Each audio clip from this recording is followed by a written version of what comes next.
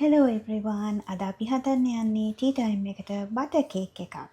ඒකට අපිට ඕන වෙනවා බටර් ග්‍රෑම් 200ක්, සීනි ග්‍රෑම් 200ක්, පිටි ග්‍රෑම් 200ක් වගේම බිත්තර 4ක්. ඒකත් ග්‍රෑම් 200ක වගේ රේෂියෝ එකක් එන්න තමයි අපි ගන්නෙ. ඉතින් අපි බලමු දැන් අපි ඒක කරන විදිය. ග්‍රෑම් 200ක බටර් එක කාමර උෂ්ණත්වයේ තියලා අපි ඒක හොඳට මික්ස් කරගන්නවා. සීනි එකත් එක්ක එකතු කරලා තමයි බීට් කරන්නේ.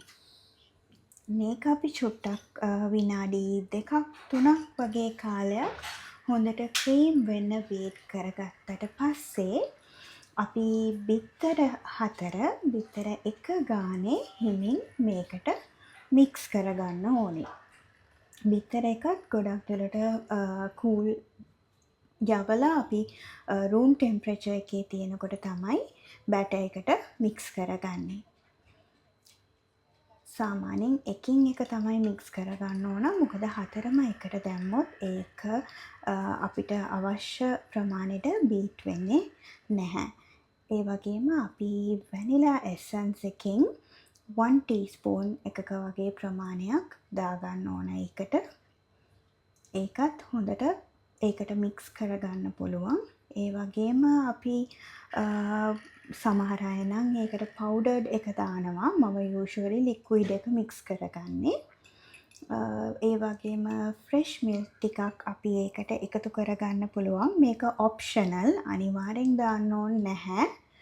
බේකින් පවුඩර් එක අපි මෙතන සීව් කරගෙන තියෙන ෆ්ලා එකටම දාලා බැටර් එකට හොඳට මික්ස් කරගන්න පුළුවන්.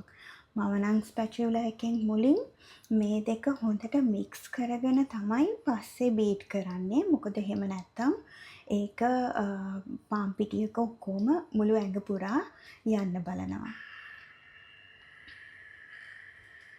සාමාන්‍යයෙන් ටිකක් මේක නම් ඕවර් බීට් වුණොත් ඒක එච්චර හොඳ නෑ. ඉතින් මැක්සිමම් 2 minutes වගේ කරාම හොඳටම ඇති. මෙන්න මේ වගේ ගානට එනකොට අපේ කේක් බැටර් එක රෙඩි. ඉතින් අපිට ඕනනම් ටේස්ට් කරලා බලන්න පුළුවන්. කේක් බැටර් එක ඇත්තටම චූටි අය නම් කන්න ගොඩක් ආස දෙයක්. දැන් මේ විදිහට එයා බබල්ස් අයින් කරලා 180 degrees වල අපිට මේක බේක් කරලා ගන්න පුළුවන්. මෙන්න මේ වගේ තමයි විනාඩි 45කට පස්සේ අපේ කේක් එක තියෙන්නේ. ඉතින් අපේ චූටි ටෙස්ටිං මෑන් ඇවිල්ලා කෑල්ලක් කපලා බැලුවා. So I hope you guys enjoyed this video.